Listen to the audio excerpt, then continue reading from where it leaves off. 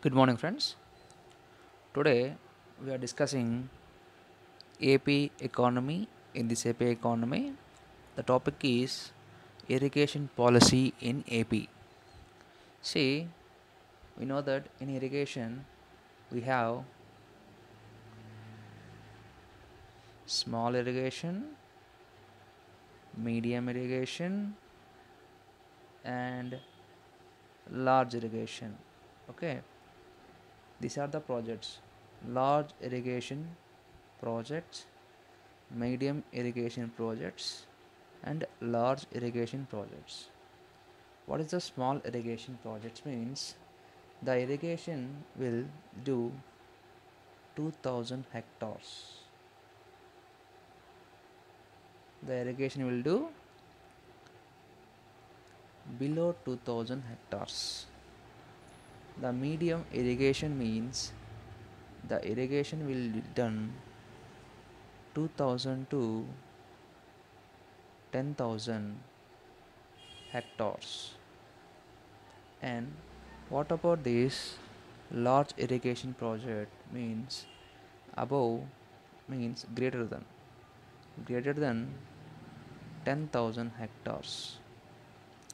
The irrigation project will do more than 10,000 hectares. Okay, then we will see based on this policy how many projects, then what are the projects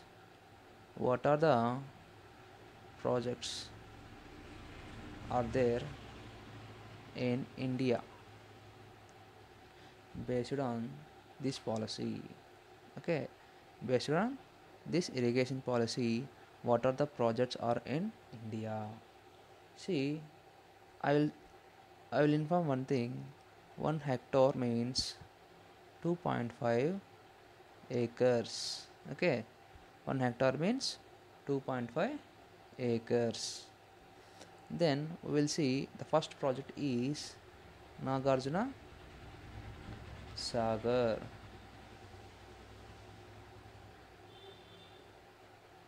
Nagarjuna Sagar project. See, in this Nagarjuna Sagar, we have left canal and right canal. The left canal name is Lal Bahadur.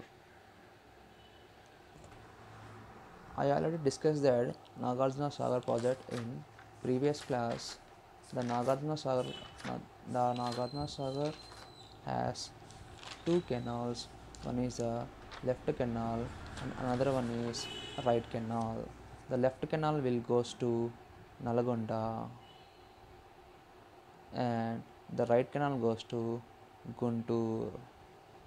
The how many TMC will goes to Guntur means 90 megawatts. This is the power generated. Hydel power is generated by this Nagarjuna Sagar. Okay, this Nagarjuna, from this Nagarjuna Sagar 19 megawatts will goes to Guntur and 60 megawatts Hydel power goes to Nalgonda. See, now I will tell that one thing. We have Nagarjuna Sagar. For that, two canals will there, left canal and right canal.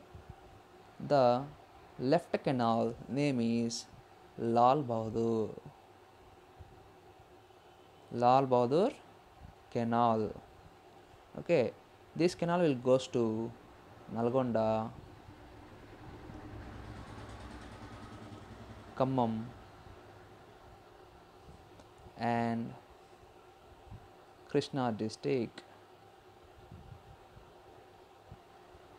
Okay, then right canal name is Jawahar Canal. Okay, Jawahar Canal. This Jawahar Canal goes to Guntur and Prakasam. Okay, I am saying that to this Guntur it is going to 90 megawatts of current. For Nalgonda they are going 60 mega of current. From this Nagarjuna Sagar project, broadly the left canal will goes to Nalgonda, Khammam and Krishna district, and this Jawahar canal goes to Guntur and Prakasham. This is the left canal, this is the right canal. Okay, clear? మనకు already చెప్పుకునే విధంగా నాగార్జున సాగర్ ప్రాజెక్ట్లో ఇంతకుముందు అసలు ఏం చెప్పాము, Nagarjuna Sagar project నుండి మనకి 90 మెగావాట్లు హైడల్ పవర్ అనేది జనరేట్ అవుతుంది. సో ఈ 90 మెగావాట్ల హైడల్ పవర్ అనేది గుంటూరుకి వెళ్తుందని చెప్పాం. సో అదేవిధంగా లెఫ్ట్ కెనాల్ ఉంటుంది. లెఫ్ట్ కెనాల్ నుంచి మనకి 60 మెగావాట్ కరెంట్ అనేది జనరేట్ అవుతుంది. సో అది ఎక్కడికి వెళ్తుందంటే నల్గొండకి వెళ్తుంది.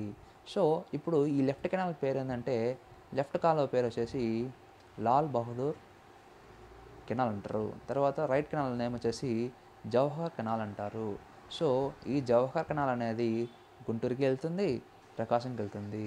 సో ఈ లాల్ బహదూర్ కెనాల్ అనేది నల్గొండకి వెళ్తుంది, ఖమ్మంకి వెళ్తుంది, కృష్ణా డిస్ట్రిక్ట్కి వెళ్తుంది. So this is the brief about this project. Then will go to Srisailam dam. దీన్ని ఏమంటారంటే నీలం సంజీవ్ రెడ్డి ప్రాజెక్ట్ అంటారు. ఇది నీలం Sanjeev Reddy project,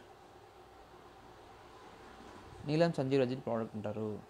so foundation stone ఎప్పుడు వేసారంటే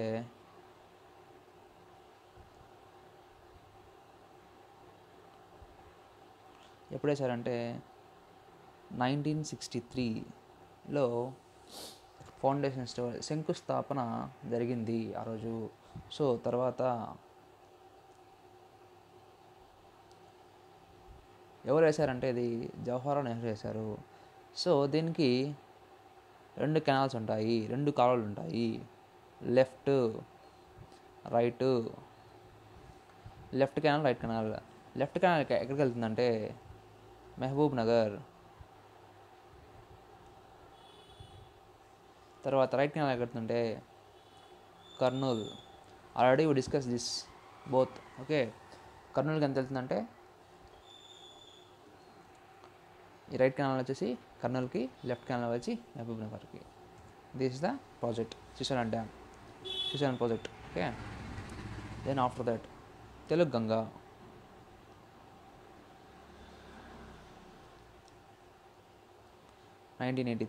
స్టార్టెడ్.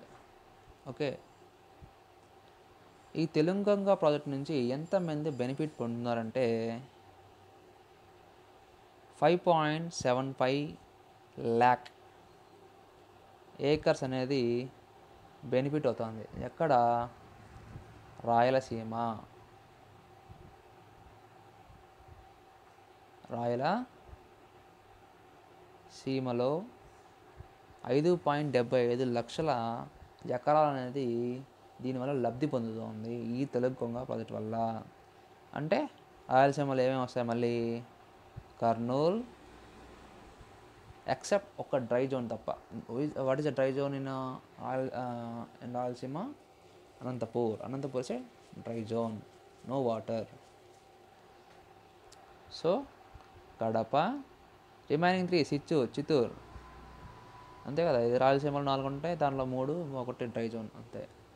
దెన్ ఇంకొకటి మనకి తెలిసి న్యూ ఇరిగేషన్ ప్రాజెక్ట్ ఒకటి ఉంది. అదేంటది రీసెంట్గా చేస్తున్నారు, అది it is called Polavaram. So ఇక్కడ తెలుసుకోవాల్సిన విషయం ఏంటంటే దీనికి ఒక పాత పేరు ఉంది, ఓల్డ్ నేమ్ వచ్చేసి రామపద సాగర్. ఇది రామపద సాగర్. ఇది ఎప్పుడు స్టార్ట్ చేశారంటే 1980. దీనికి ఒక కెపాసిటీ వచ్చేసి ఎంత అండి? 194 TMC water. Polavaram capacity 194 TMC water. దానికి అలొకేషన్ వచ్చేసి 301.38 TMC. How it is possible? The capacity is 194, but its allocation is 301.38 38 TMC water. సి ఎలా అంటే నేను చెప్తాను చూడండి. ఇప్పుడు ఇది వచ్చేసి గోదావరి, ఓకేనా. ఇది వచ్చి పోలవరం,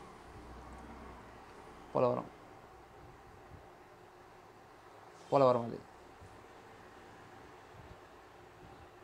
ఇది project.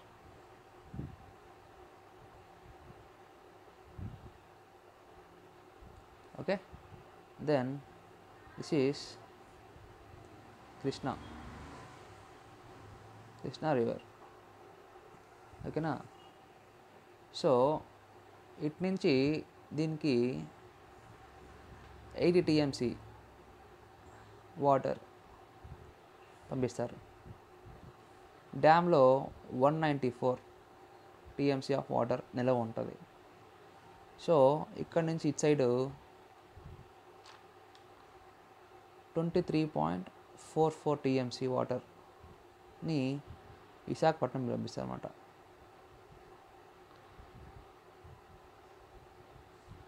.44 TMC water diverted to Visakhapatnam and 80 TMC water is diverted to Krishna district and Krishna river.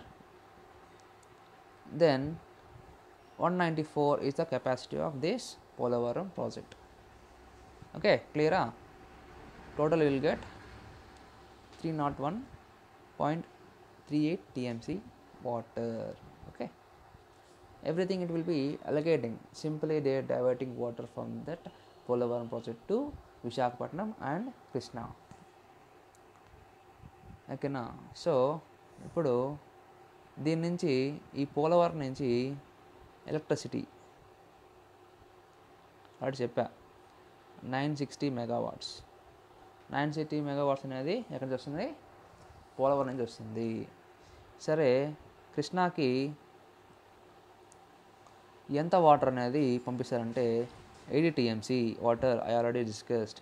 విశాఖకి 23.44 TMC of water is diverting from Polavaram. This is the brief discussion of this Polavaram. And we'll go to ఏ ప్రాజెక్టులు ఏ స్టేట్లో ఉన్నాయి, important. ఇప్పుడు కోస్తా నుంచి తీసుకుందాం. సరే, శ్రీకాకుళం, తర్వాత విజయనగరం, ఈ రెండిటికి మనకి వంశధార, తర్వాత నాగావళి, ఈ రెండు ప్రాజెక్టులు వచ్చేసి ఈ 2 స్టేట్స్కి, ఈ రెండు ప్రాజెక్టు వల్ల ఈ 2 స్టేట్స్ అనేది లబ్ధి పొందుతాం. Vamsadhara project and Nagavali project, ఈ రెండు ద్వారా శ్రీకాకుళం అండ్ విజయనగరం అనేది లబ్ధి పొందుతుంది. దెన్ ఆఫ్టర్ దట్ రాయలసీమకు వద్దాం.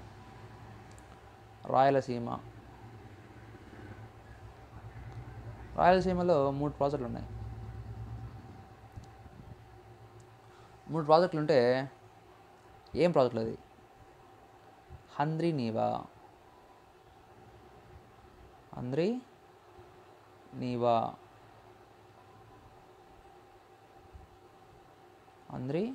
నీవా, తర్వాత second one Galeru Nagari project,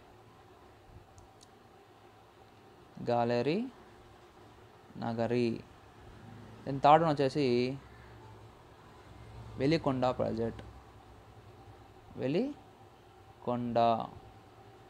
project, so ఈ 3 అనేది రాయలసీమకి వాటర్ ఇస్తాను అన్నమాట. ఈ 3 ప్రాజెక్టులు రాయలసీమ వాళ్ళు బెనిఫిట్ పొందుతున్నారు. సరే, ఓకే. సో ఇప్పుడు నాగార్జున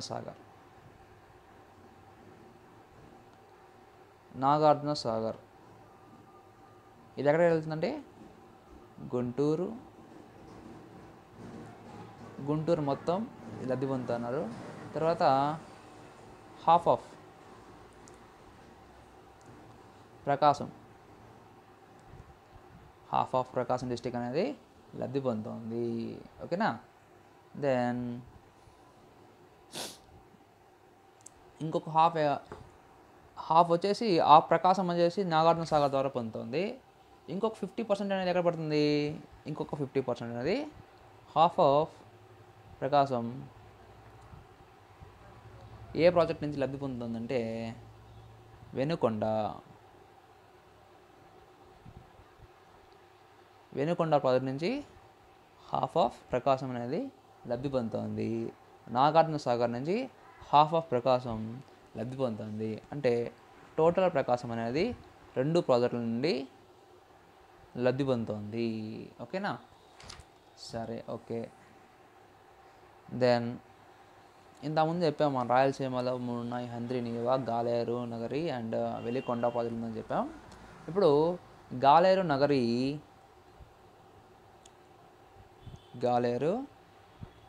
నగరి ఏ 3 జిల్లాలకు వెళ్తుందంటే చిత్తూరు, కడప, కర్నూలు ఈ 3 స్టేట్కి వెళ్తుంది. తర్వాత హంద్రీ నీవా ప్రాజెక్ట్ వచ్చేసి దేనికి వెళ్తుందంటే Kurnool and Anantapur and Chittoor and Kadapa ఈ 3కి వెళ్తుంది. ఇది కర్నూలు, అనంతపురము, చిత్తూరు, కడప ఈ 4 కవర్ చేసేది హంద్రీ నీవా ప్రాజెక్టు. అండ్ గాలేరు నగర్ వచ్చేసి చిత్తూరు, కడప, కర్నూలు అనేది కవర్ చేస్తుంది. సో వెనుకొండ నాగార్జున సాగర్ వచ్చేసి నాగార్జున సాగర్ మనకు తెలిసింది గుంటూరులో ఉంది, గుంటూరుని కవర్ చేస్తుంది. So then after that Venukonda వచ్చేసి half of the Prakasam cover చేస్తుంది. Then half of the Prakasam will cover with Nagarjuna Sagar project. Okay, సరే, ఓకే. ఇప్పుడు హంద్రీ నీవా ప్రాజెక్ట్ వల్ల ఎంత టీఎంసీ వాటర్ అనేది రాయలసీమ బెనిఫిట్ అవుతుంది చూద్దాం. హంద్రీ నీవా ప్రాజెక్ట్ వల్ల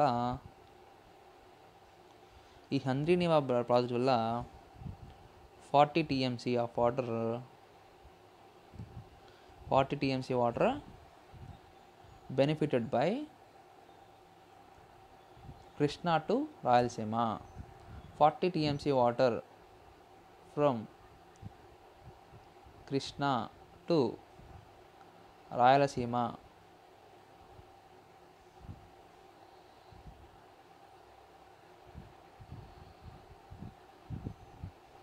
okay by Hindri Niva project. And Handri Neeva project అనేది ఎన్ని ఎకరాలకి అది బెనిఫిట్ ఇస్తుంది. హంద్రీ నీవా ప్రాజెక్ట్ వల్ల 6.03 lakh acres benefited. Okay, benefit పొందుతున్నారు అనమాట. సరే,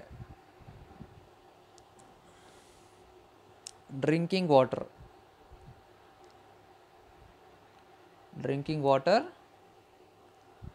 33 lakh పీపుల్ ఇంతమంది బెనిఫిట్ పొందుతున్నారు. డ్రింకింగ్ వాటర్ అనేది హంద్రీ నీవా ప్రాజెక్ట్ వల్ల ఇంతమందికి చేరుతుంది.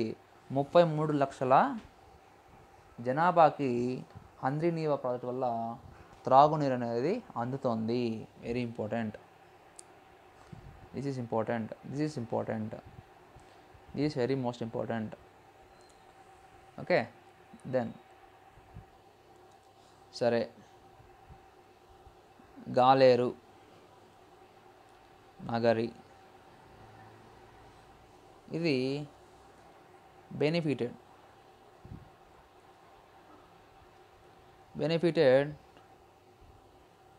by 2.6 lakh acres. 2.6 lakh acres అనేది బెనిఫిట్ పొందుతుంది. డ్రింకింగ్ వాటర్ అనేది ఎంతమందికి అందుతుందంటే 5 lakh పాపులేషన్. డ్రింకింగ్ వాటర్ అనేది 5 lakh పాపులేషన్కి అందుతుంది. దీనివల్ల 2.6 lakh ఏకర్స్ అనేది బెనిఫిట్ అవుతుంది. ఓకేనా, క్లియరా? Then will go to Velikonda project. ఈ వెలికొండ ప్రాజెక్ట్ అనేది ఆల్రెడీ చెప్పాను, ప్రకాశం అండ్ నెల్లూరు ఈ రెండు జిల్లాల అనేది బెనిఫిట్ పడుతుంది. దీనివల్ల 4.4 lakh ఏకర్స్ అనేది బెనిఫిట్ అవుతుంది. ఓకేనా, 4.4 lakh ఏకర్స్ అనేది బెనిఫిట్ అవుతుంది. తర్వాత డ్రింకింగ్ వాటర్ అనేది 15.25 lakh population. Wow, 15.25 lakh population is drinking water is benefited by this Velikonda project. ఓకేనా, తర్వాత ఆడేమని చెప్పాము, Nagavali, Vamsadhara will go to the Srikakulam అని, విజయనగరం అని. ఓకేనా, సరే, ఇదంతా ఇప్పటిదాకా మనం ఇరిగేషన్ ప్రాజెక్ట్స్ అనేది చెప్పుకున్నాము. ఓకేనా, మీకు ఇంకేమైనా డౌట్స్ ఉంటే నాకు కామెంట్స్ రూపంలో తెలియజేయండి. I will clarify that doubts. Okay, small, medium, large and Nagarjuna Sagar project అని చెప్పాం. దాని తర్వాత తెలుగు గంగా ప్రాజెక్టు, పోలవరము.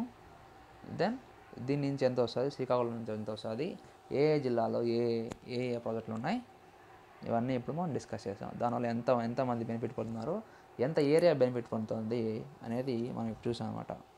సో రేపు మనం నెట్ ఇరిగేషన్ ఏరియా ఎంత ఉంది, గ్రాస్ ఇరిగేషన్ ఏరియా ఎంత ఉంది, ఓకే, దానివల్ల ఎక్కడ హైయెస్ట్ ఉంది, ఎక్కడ లోయెస్ట్ ఉంది ఇరిగేషన్ అనే net irrigation area and gross irrigation area, అది అంతా కూడా ఆ వాల్యూస్ మనం చూద్దాం. ఓకేనా, థ్యాంక్ యూ వెరీ మచ్.